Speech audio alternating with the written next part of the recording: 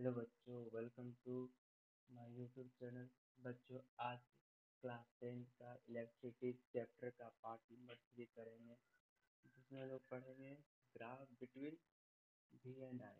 यहाँ पे क्या है बच्चों? Graph between V and I. Graph between V and I, ये हेडिंग है। उसके लिए हेडिंग लिखे नहीं थे, पता नहीं भूल गए। तो देखो क्या होता है। Current is directly proportional to the potential difference. मतलब जितना ज़्यादा पोटेंशियल डिफरेंस देंगे, मतलब जितना ज़्यादा वोल्टेज देंगे, जितना ज़्यादा वोल्टेज देंगे, उतना ज़्यादा करंट बढ़ेगा। इसलिए current is directly proportional to voltage. Current is directly proportional to voltage. जितना ज़्यादा वोल्टेज देंगे तो voltage is directly proportional to current, दोनों तो सेम ही है। जितना ज़्यादा वोल्टेज देंगे उतना ज़्यादा करंट फ्लो होगा एक कंडक्टिंग वायर में। ठीक है, यहाँ देखो ग्राफ में देख रहे हो, ये देखो जैसे जैसे पोटेंशियल डिफरेंस बढ़ रहा है, वैसे वैसे करंट क्या हो रहा है? बढ़ते जा रहा है।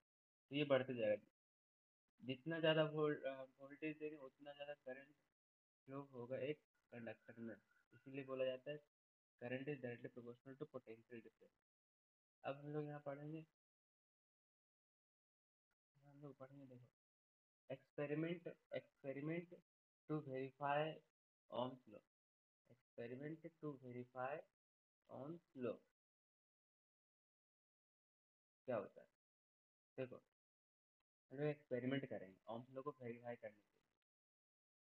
सबसे पहले ये लिखा हुआ, if we can show that for a given conductor से a piece of resistance wire such as Nikon wire, then the ratio potential difference and the current is constant, then Ohm's law is get verified। देखो ये क्या बोलता है, एक conductor है, ठीक है। कंडक्टर में रेसिस्टेंस होता है। एक कंडक्टर है, उसमें भी तो रेसिस्टेंस होता है।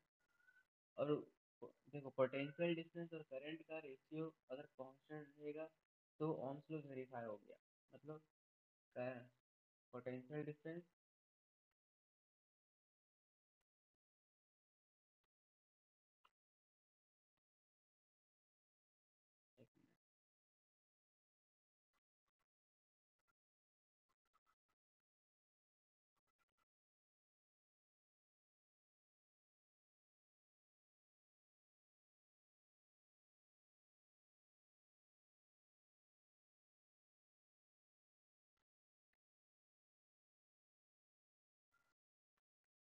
Potential difference by current equals to constant.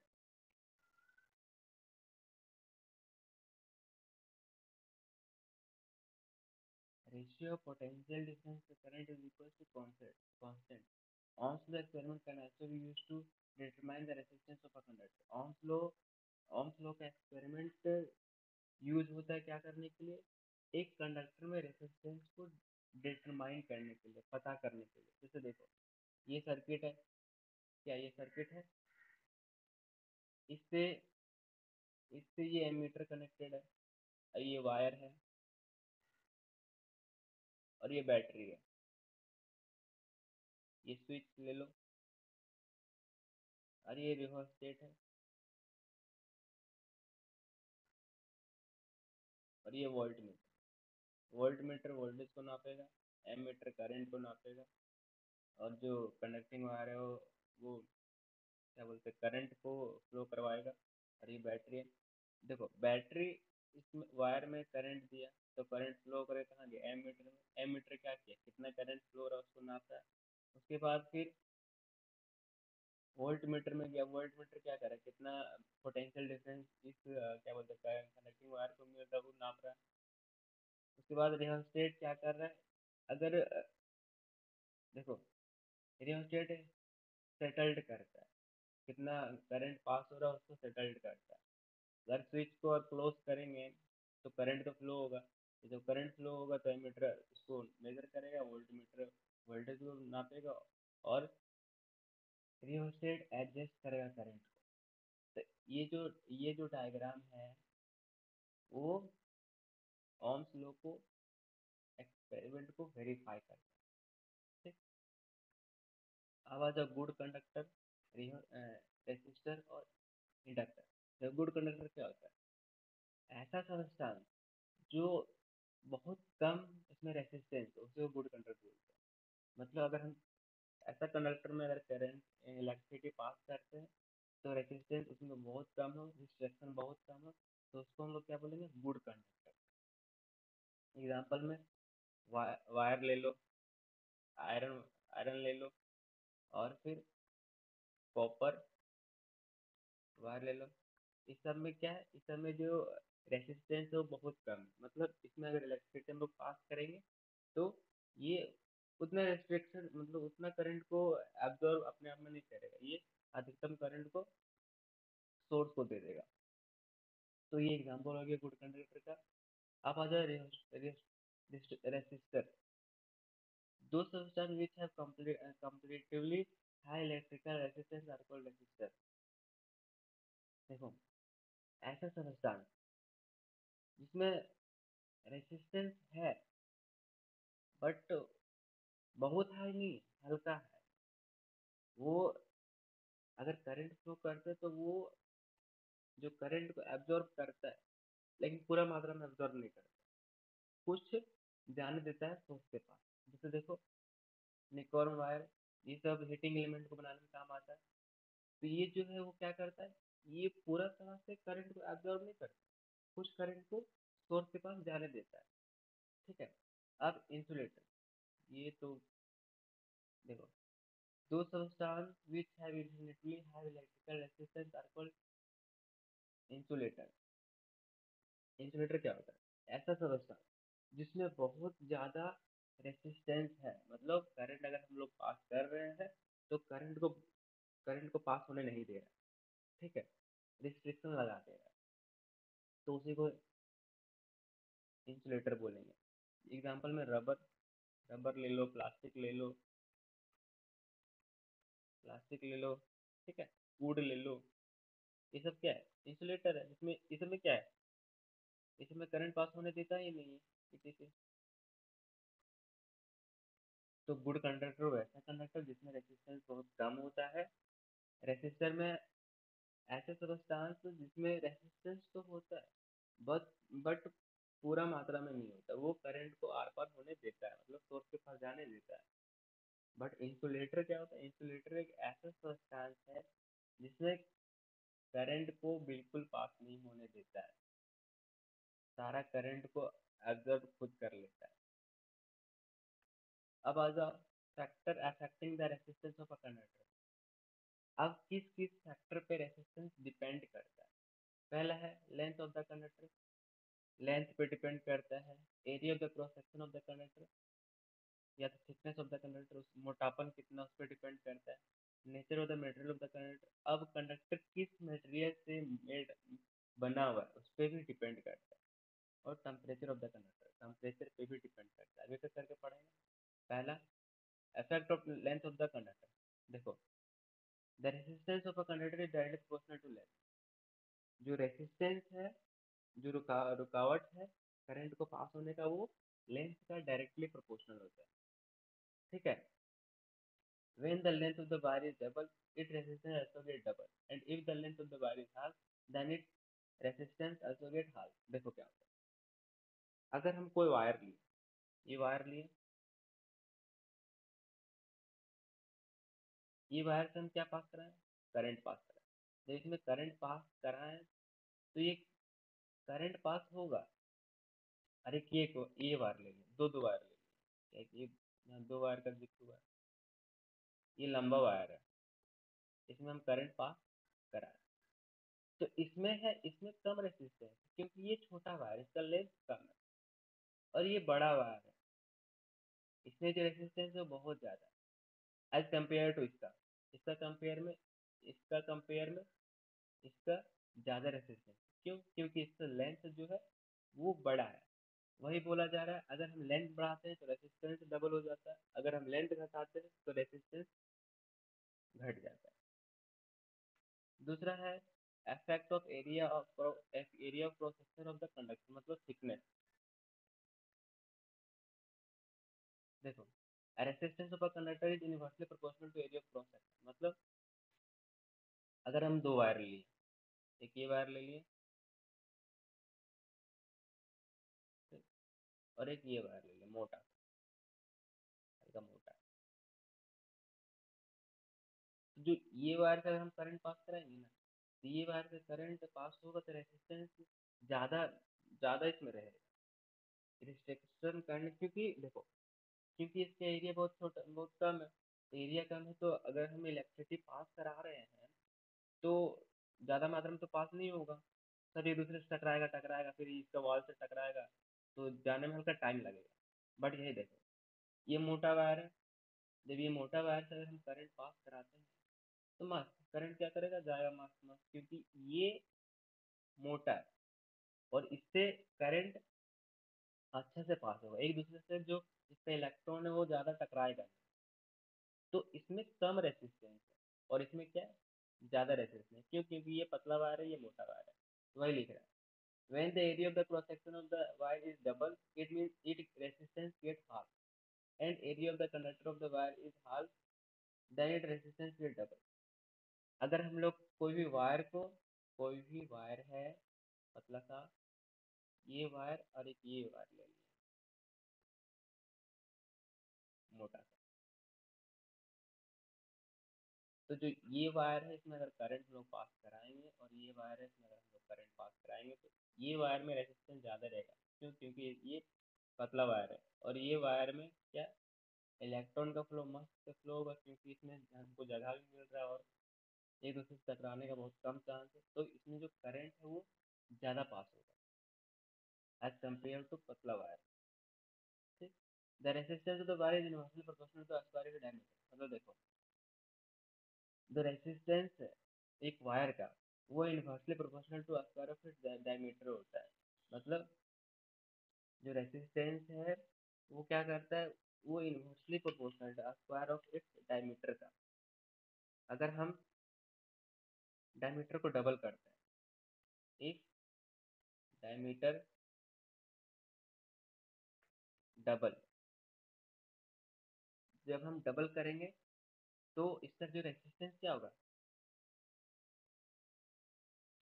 Resistance square of to the square of its diameter, तो 1/2 का क्या होगा, स्क्वायर होगा, तो 1/4 हो जाएगा। तो ये यही हो गया, अगर हम डबल करते हैं तो उसका 1/4 हो जाएगा, स्क्वायर ऑफ डायमीटर का 1/4 हो जाएगा। ठीक है, इसको मिटा देते हैं, आगे समझ लिया है, यही होता है। ठीक है, अब हम लोग पढ़ेंगे क्या, effect of nature of the material of the conductor, effect of nature of the material of the conductor। अब इसमें क्या बोल रहा है, इसमें मटेरियल किस चीज से बना हुआ है उस पर डिपेंड करता है। Electrical resistance of a conductor depend upon the nature of the material of which it made. देखो, अगर कंडक्टर किस मटेरियल से मेड है, उसका रेसिस्टेंस कितना है उस मटेरियल का, उस पर ही डिपेंड करेगा ना। मान लो हम एक ज़्यादा रेसिस्टेंस वाला मटेरियल से एक वायर को बना दिए, अरे वो कम रेसिस्टेंस वाला मटेरियल से अगर वायर को बना दिए, तो करंट किससे ज़्यादा फ्लो होगा, जो कम रेसिस्टेंस रेसिस्टेंस वाला वायर हो। तो वही बोल रहा है, जो भी कंडक्टर का जो कंडक्टर कंडक्टर का जो रेसिस्टेंस है वो मटेरियल का नेचर पे डिपेंड करता है। अब इफेक्ट ऑफ टेम्परेचर, ये देखो, the resistance of all pure metal increase on rising the temperature and decrease on lowering the temperature। मतलब इसमें क्या होता है, जितना भी रेसिस्टेंस है, जितना भी प्योर रेसिस्टेंस है, जैसे जैसे उसका टेम्परेचर बढ़ेगा वैसे वैसे उसका जो क्या बोलते हैं रेसिस्टेंस है वो कम होगा, और जैसे जैसे उसका टेम्परेचर घटेगा वैसे वैसे उसका जो रेसिस्टेंस है वो कम होगा। ठीक है, but alloy like manganese, constant, nickel is also unaffected by the temperature। But ये जो तीन वो है वो टेम्परेचर से इसको कोई मतलब ही नहीं है, टेम्परेचर बढ़ाओ या घटाओ, बात इसका बराबर है, ये कुछ नहीं होगा। और इसी से क्या हीटिंग एलिमेंट बनाया जाता है। तो इसे सिंपल सी बात बोला कि अगर हम टेम्परेचर बढ़ाते हैं तो रेसिस्टेंस बढ़ता है, टेम्परेचर घटाते हैं तो रेसिस्टेंस घटता है। बट मैग्नीन कांस्टेंट एंड निकॉन में ऐसा कुछ नहीं होता, ये जैसा है मस्त वो चलते रहेगा, इसमें कुछ नहीं होगा। अब है रेसिस्टिविटी। रेसिस्टिविटी क्या बोलता है, हम लोग अभी पढ़ गए हैं, क्या पहला पढ़ गए हैं, जो the resistance of a given conductor is directly proportional to the, जो रेसिस्टेंस है वो डायरेक्टली प्रोपोर्शनल टू क्या है, लेंथ का है, पहला। और दूसरा पढ़े थे resistance is inversely proportional to the square of नहीं, resistance is direct inversely proportional to area of cross section. The resistance is directly inversely proportional to area of cross section. अब ये इक्वेशन 1 है और ये इक्वेशन 2 है। अब ये दोनों को अगर मिलाएंगे, कंबाइन करेंगे, combine equation 1 and 2, we get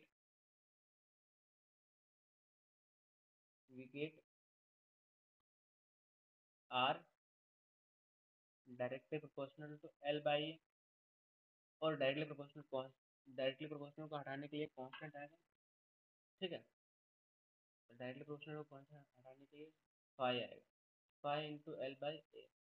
और यही जो फाई है ये क्या है, रेसिस्टिविटी।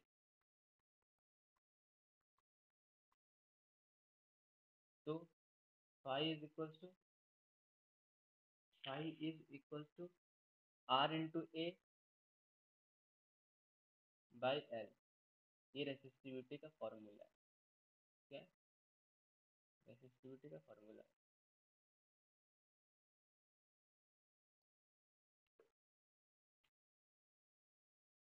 अब देखो, the resistivity of a substance numerically equal to the resistance of a road.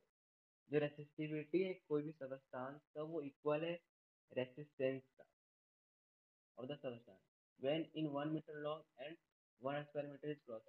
देखो, कोई भी रॉड का जो रेसिस्टिविटी है वो इक्वल टू रेसिस्टेंस का है which 1 metre long and 1 square metre is cross section. मतलब 1 मीटर लंबा होना चाहिए और एक स्क्वायर मीटर उसका थिकनेस होना चाहिए, उसी को रेसिस्टिविटी बोलते हैं। ऐसा यूनिट ऑफ रेसिस्टिविटी, ऐसा यूनिट ऑफ रेसिस्टिविटी क्या होता है, ओम्स मीटर,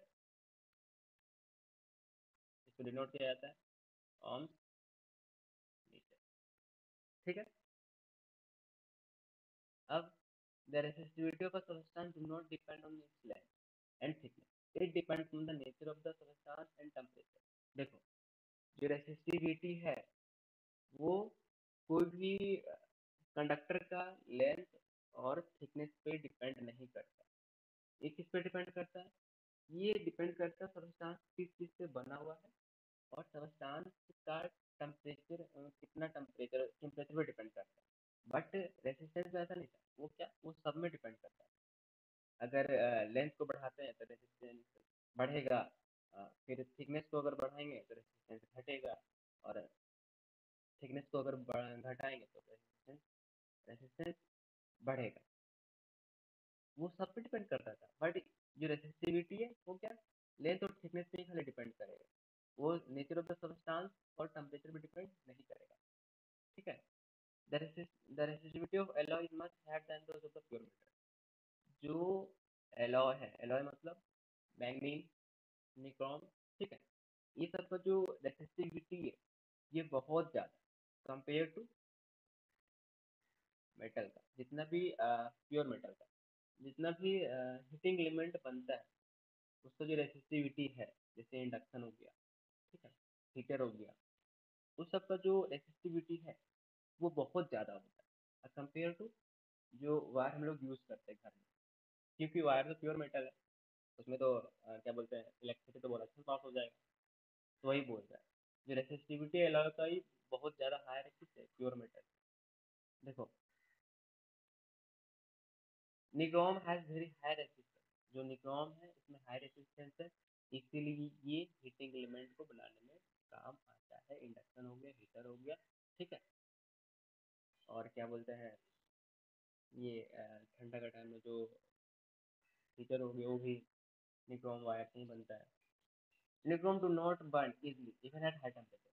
देखो इसका जो मेल्टिंग पॉइंट है वो बहुत ज़्यादा हाई, बहुत ज़्यादा हाई होने की वजह से ये जो हीटिंग एलिमेंट बनाने का तो काम आता ही आता है, और ये बर्न नहीं करता है, मतलब जलता नहीं है। अगर टेम्परेचर में आप बहुत ज़्यादा दे देंगे तो ये बर्न नहीं करेगा, इसीलिए ये हीटिंग एलिमेंट को बनाने में काम आता है। आगे देखो, अब कुछ क्वेश्चन है, वो क्वेश्चन को करेंगे, उसके बाद हम लोग क्या करेंगे, क्लास को वाइंड अप करेंगे। पहला दिया हुआ है, इसका सॉल्यूशन देख लेते हैं।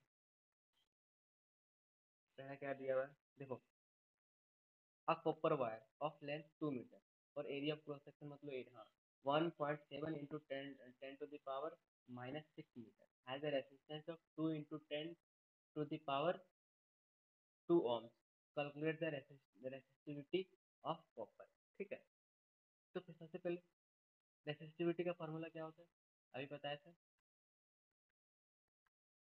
Resistivity equal to resistance into area cross section by length, ये फॉर्मूला होता है।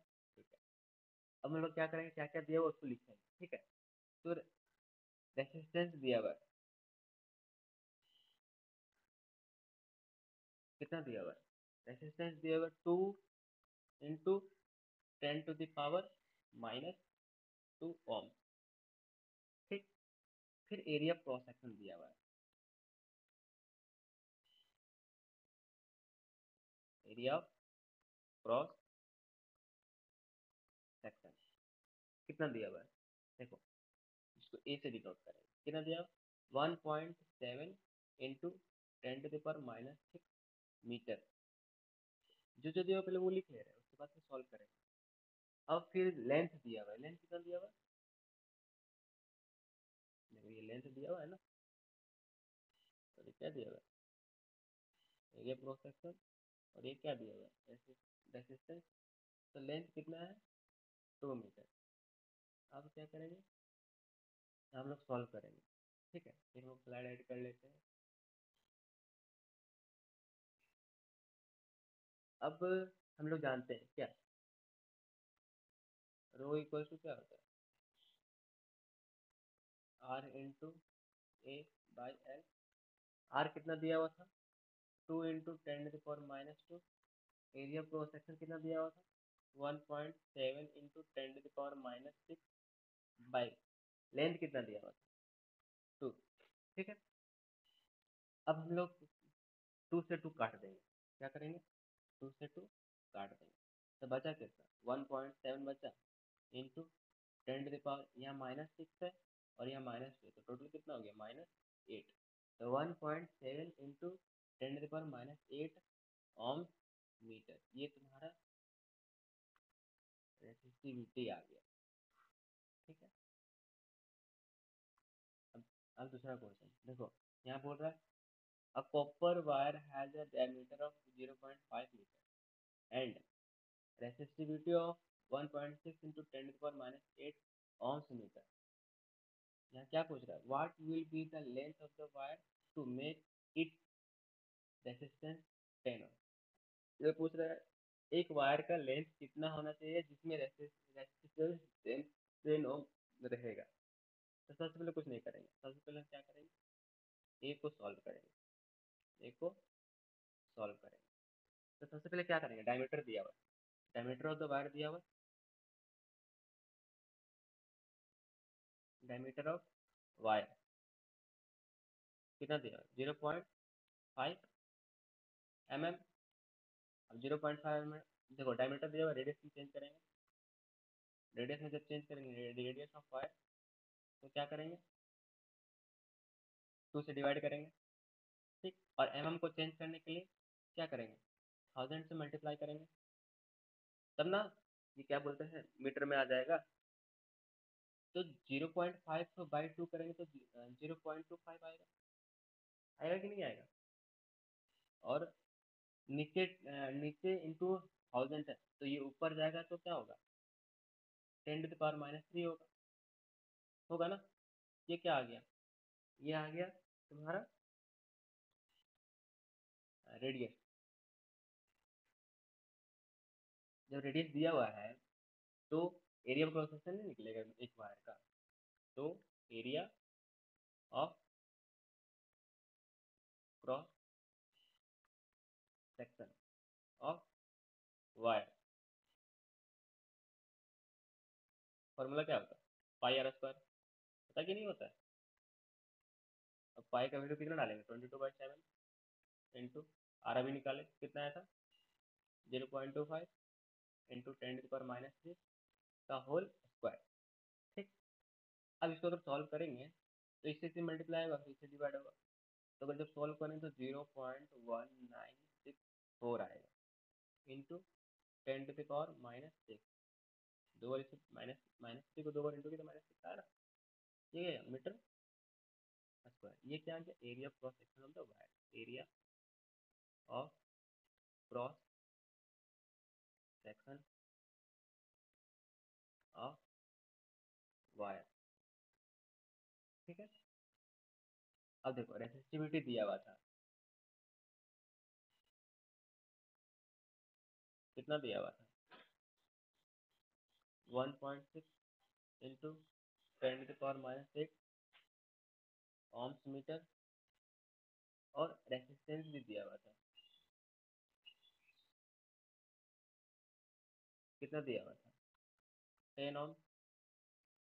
लेंथ निकालना था,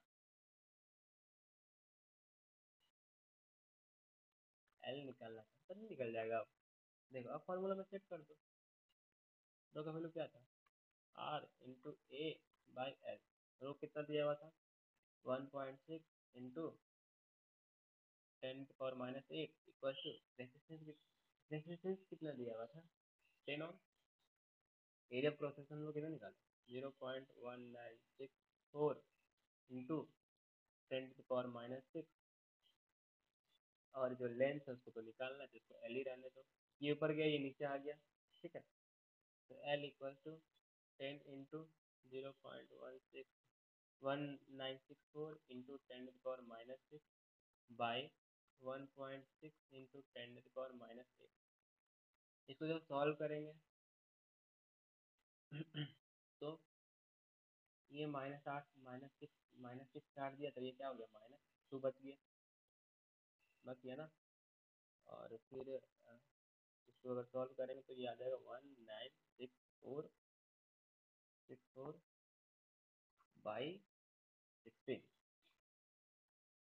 ये अगर 10 गया ऊपर, ये 1000, एक जीरो से एक जीरो उड़ाया, एक जीरो से एक जीरो से नहीं, चार, एक और जीरो, एक जीरो से एक जीरो उड़ा, दो, एक जीरो से एक जीरो उड़ा, ये -2 का, ये -2 कटा, तो ये 2 उड़ गया। अब बचा कितना, 1964/16।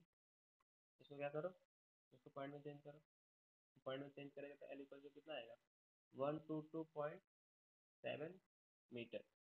ये तुम्हारा लेंथ आ गया, फाइनल आंसर ये। ठीक है, ये तुम्हारा आंसर है। अब एक और इसमें क्वेश्चन पूछा था, क्वेश्चन क्या था, क्वेश्चन था, बोल how much does the resistance change if the diameter is double. तो क्या होगा, जो क्या यहाँ बोल रहा है, how much how much does the resistance change if the diameter is double. Diameter क्या होता है, inversely square of inversely, the resistance of the wire is inversely proportional to the square of its diameter. तो लिखेंगे resistance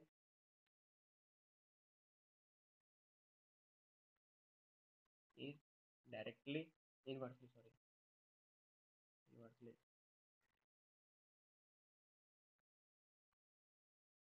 inversely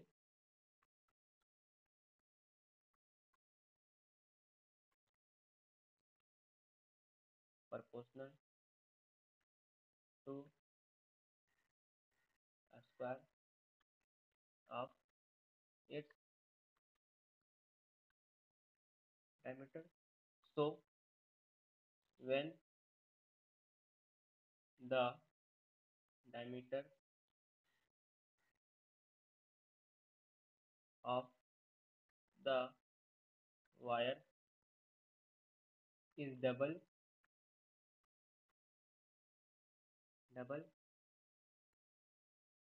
than its resistance will become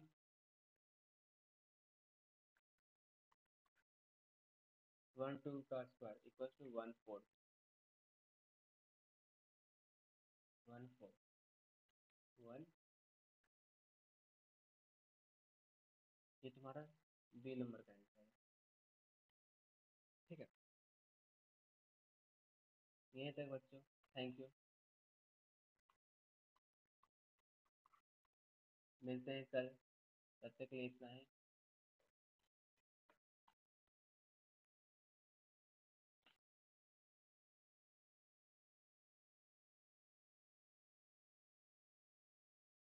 thank you बच्चों।